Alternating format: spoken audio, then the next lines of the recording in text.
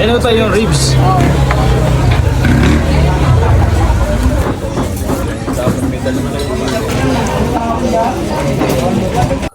Lucky. Oh, manalo. Another food trip day na naman tayo at napadayo pa nga tayo ng Batangas para tikman yung nagsasarapan at naglalakihang mga dino ribs ni Kuya Oliver. Alas 3 nga na madaling araw ay bumiyahe pa kami para malaman kung talagang nagsasarapan nga yung mga tinda ni Kuya Oliver. Okay guys, so nandito tayo ngayon sa may San Juan, Batangas at dinayo natin si Kuya Oliver's Gotohan. So makikita mo sa likod guys na napakaraming tao. Yan o. As early as 4 AM nandito na yung mga iba dyan. Kahapon nga sabi ni Kuya, as early as 1 AM may nag-aabang na. Dito na nga raw natulog dun sa kanilang tindahan. Pero ngayon, close nga raw si Kuya Oliver. So ang open ngayon si Ate Donna. So may option kayo. Every Monday lang naman yun guys na open si Ate Donna. Tapos Kuya Oliver naman every Tuesday hanggang Sunday. So yun na nga guys, ang dami na nga ngayon tao. It's around 6 o'clock na. At nag-aantay na lang sila ma-serve yung kanilang order. So 6 o'clock or 6:30 dito guys ay umpisa na nagsaserve ng orders nila. So by numbering po tayo dito. So kukuha kayo ng number kay Ate Donna. So pagkakuha ng number, babayaran. Tapos mag-aantay na lang tawagin yung kanyang number.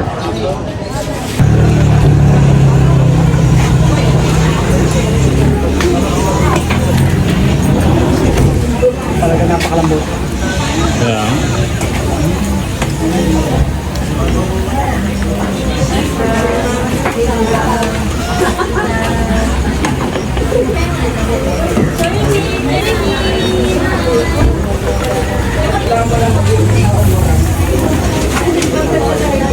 Okay guys, nandito tayo ngayon kay Ate Donna. Every Monday ito nag-o-open. Extension nga guys ito nung kay Kuya Oliver. Every Monday na siya nag-o-open guys. So ito siya.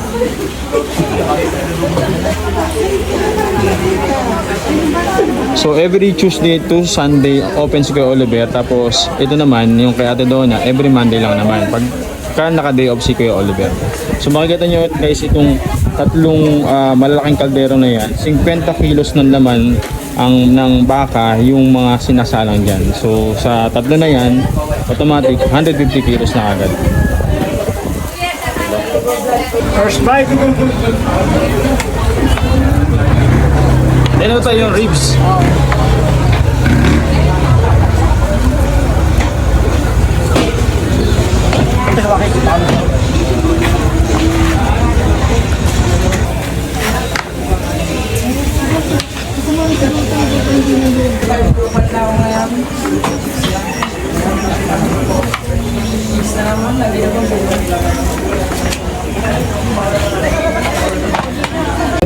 Saktuhan lang. Oh.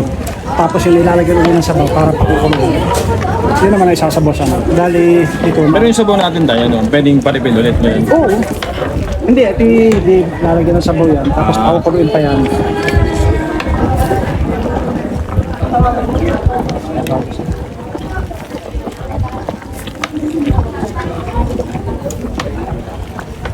Ito yung lalaki ng bulalo. Yan po yung isang bulalo yan. Yan ang 1,000 tayo. Makahatiin pa yan. Pagka ganitong kalaki, may additional yan, mga 1 trade, 1 trade. Okay. Pero binabasa na lang konti. Pero yan ang yung isang buo niyan. Yan, Oh, yan. yan ang bulalo. Malaki talaga. Yung isa, yun yung dinosaur, yung ribs. Yun yung ribs na.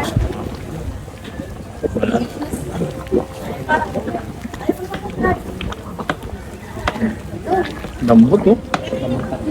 Yan eh. Kumbaga nasakto talaga sa oras ng... Baga, ano na. Oo. Alam na kung... Halos bumibitaw na sa buto yung laman niya.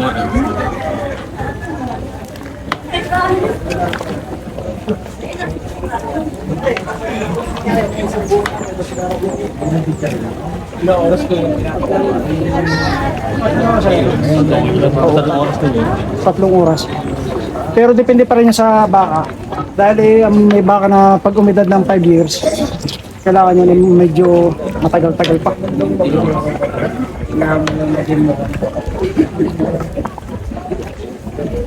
Hindi na makuha yung balat eh. Lambot na eh. Bumibitaw na. Hindi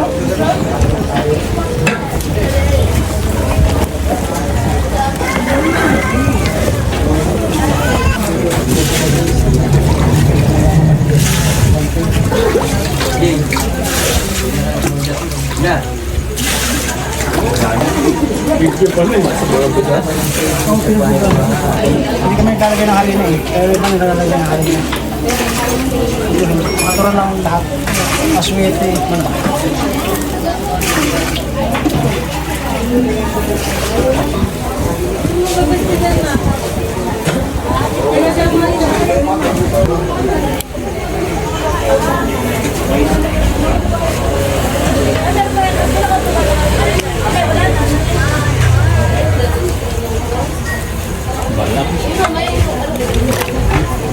Ito, lapit-lapit mga kate. Ang bila.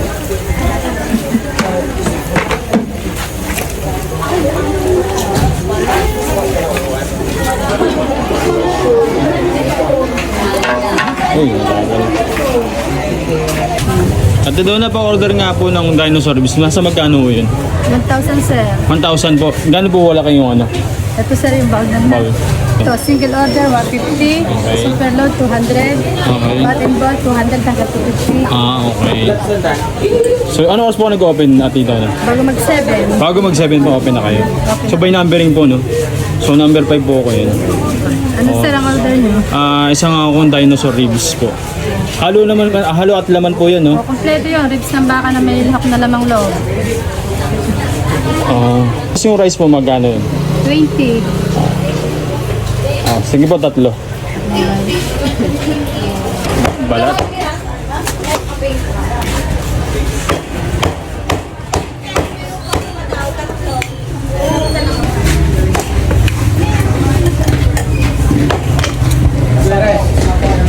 So ito naman guys yung bulalo.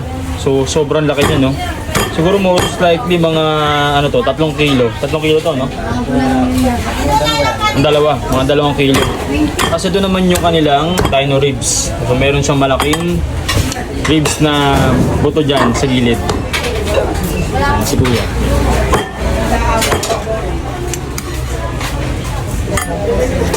Ay, sorry po. Kasama nito sa dino ribs. Kompleto po yan. Merong laman loob, may balat, tapos may laman, tsaka may ano tawag yun? Atay? Napay. Ito guys, oh. Tapos guys, gumagamit sila dito ng natural garlic, ha. Ito, yan, oh. Hindi yan binili doon sa ano, sariling gawa ho nila yan. Yan. Boss, may soup number 5 ba yan? Oh, meron din soup number 5 dito guys. So sa mga gusto ng soup number 5, pwede kayong mag-request dito kay Ate Donna.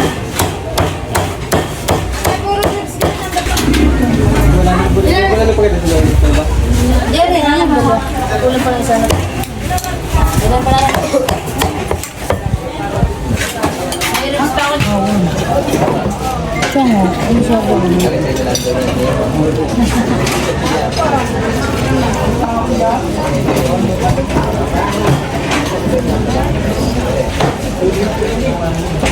Ano yung Dino ribs po. dino ribs po ito? Ito naman po yung batik. So guys, ito na yung dino ribs. Tapos ito naman yung bat and balls. So lalagyan na ni Kuya ng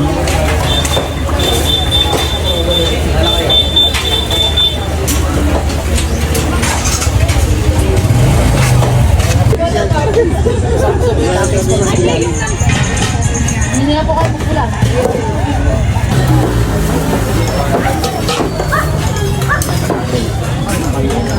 kasama po natin si OG Carlo ng Taguig.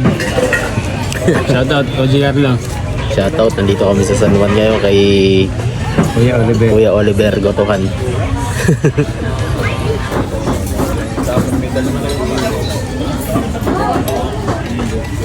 Nandito tayo ngayon sa Kuya Oliver's Gotohan dito sa may San Juan, Batangas. So dinayo natin siya, so maaga tayo umalis. 2 AM, umalis na kami ng Taguig para puntahan at dayuhin si Kuya Oliver. Kaya lang, ang problem is every Monday close siya kasi every Monday naglilinis siya ng kanyang tindahan. Good thing na lang nakita natin dito si Ate Donna, yung kapatid daw niya na every Monday naman open. So in exchange ng wala si Kuya Oliver, so nandito naman siya. So yun, 6:30 to 7 a.m. nagkuumpisa na siyang mag-serve ng mga orders nila.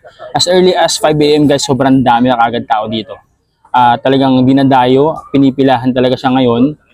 Talagang inaabangan yung kanyang mga dinosaur at go to Batangas talaga. Go to Bulalo, Batangas. So ito nga, in-order kami ng kanilang dinosaur ribs. So makikita niyo yan.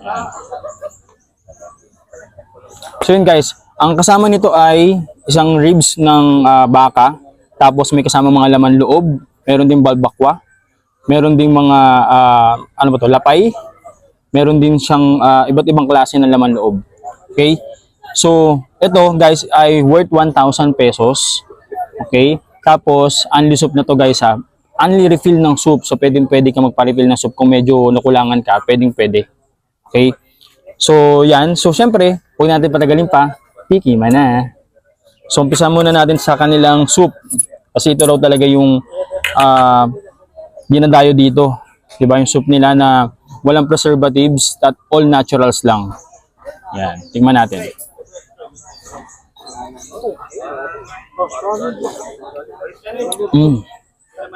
Ang lasa. Ang sarap. Sabi nga ni Kuya kanina, nung na-interview ko siya, 3 hours nilang pinapakuluan yung mga baka nila. At all fresh to guys ha, hindi to frozen. Talagang all fresh.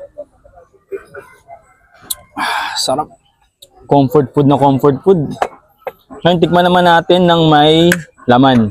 Pero syempre, hindi mo mawala dyan yung toyo, patis, kalamansi, at sili. So, hindi mo mawala yan guys, kasi partner na yan dyan. Kuha tayo ng, laman loob. Tikman natin.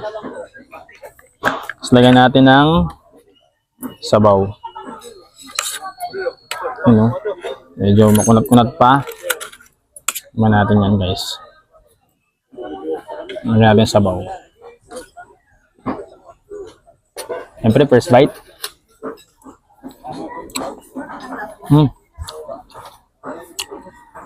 Sarap. Partner na partner yung patis dito Ikaw na kasi bahala magtimpla Yung kagandahan dito, hindi ganun kaalat yung kanyang sabaw. So ikaw na bahala magtimpla sa kung ano yung gusto mo. Kuha tayo ng laman. Yan guys, lalaki.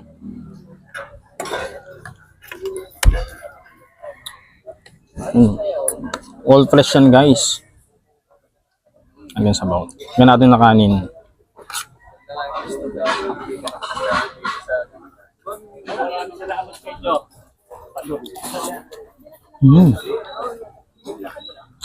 Ang sarap. Manalo. Worth it talaga dayuhin to. Ang fresh niya, ang lasa, worth it. Worth it talaga siya. Tingnan nyo naman guys, kita nyo yan?